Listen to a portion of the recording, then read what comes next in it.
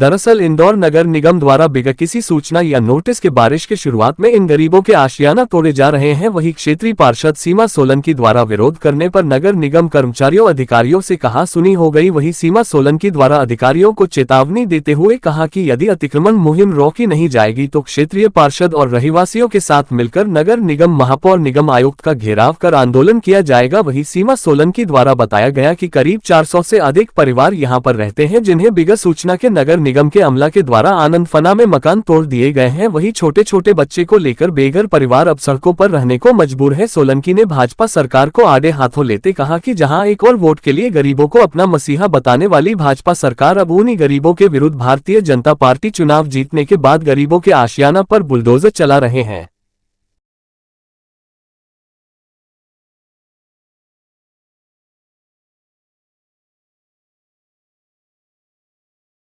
की कार्रवाई हुई 140 पे क्या है? इंदौर विकास योजना 2021 में RE2 नाम की एक सड़क है जो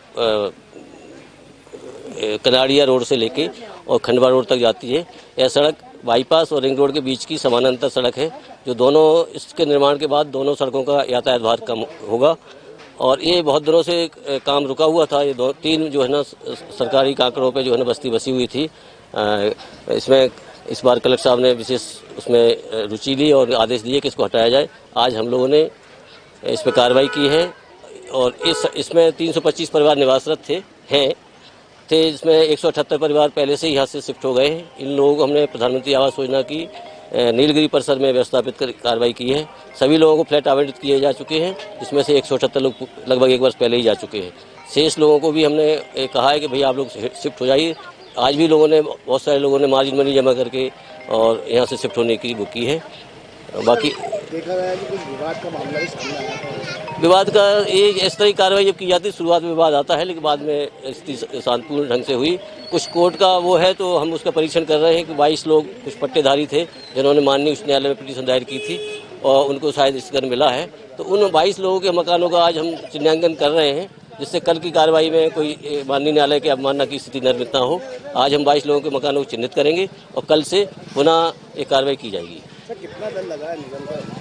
इसमें 80 करीब पुलिस बल था, 50 हमारी नगर निगम की रिंगल गैंग थी, BOBI हमारे सभी नगर निगम का स्टाफ था और विद्युत वगैरह के सारे हम कर्मचारी थे। सर, क्षेत्रीय पार्षद भी यहाँ आए थे, वो तो जनप्रतिनिधि हैं, दोनों क्षेत्रीय पार्षद भी आए थे, उनको समझाया, उन्होंने उनको भी समझाया। हमने भी उनको अपनी विकास की जो कार्य है इसके बारे में बताया, तो वो संतुष्ट हो गए और यहाँ से चले गए। और कितने मकान तोड़ना बचे हैं सर? ये तो अभी लगभग 200 मकान और बाकी हैं, जिस पर कल कार्रवाई की जाएगी।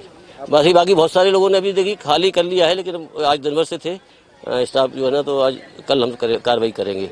मैक्सिमम लोगों ने अपनी छत वगैरह निकाल ली है स्वेच्छा से ही, और कल हम कार्रवाई करेंगे इस पर। आपका परिचय? मैं DR लोधी, अधीक्षक नगर पालिका निगम इंदौर। हाँ, बताएं ये जो आज जो अतिक्रमण मुहिम चल रही है, कौन सी कॉलोनी है और किस प्रकार का आपके तरफ से विरोध किया गया? पुलिस लाइन के पीछे सरकारी कांकड़ पर बसे हुए लोगों का क्षेत्र है, जो पिछले 40 वर्षों से यहाँ पर निवास कर रहे हैं। इनको पंचायत क्षेत्र से यहाँ पर जमीनें दी गई थी और अलॉट किया गया था और ये यहाँ पर 40 सालों से निवास कर रहे हैं।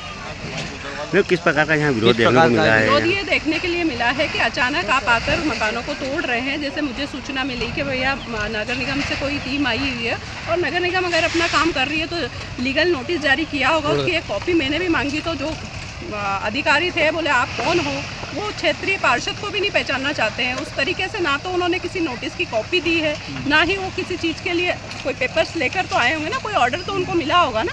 ऐसा कोई भी हमें उन्होंने कोई पेपर नहीं दिया। लोगों के घर में उनके सामान रखा हुआ था, सारे सामान के सामने ही उन्होंने उनके घर को ध्वस्त कर दिया गया है और कुछ लोगों को यहाँ पर 2, 4, 10, 20 लोगों को फ्लैट आवंटित करवाए हैं, बाकी लोगों को घर से बेघर कर दिया गया। कहीं ना कहीं तानाशाही देखने को मिल रही है। 100% तानाशाही मिल रही है। अगर आप इतने ही अवेयर हैं, आपको इतना ही है, तो चुनाव के पहले क्यों नहीं किया आपने ये सारी चीज़ें? जैसे ही आपका चुनाव निपटा, आप लोगों को प्रताड़ित करने में लग गए हो।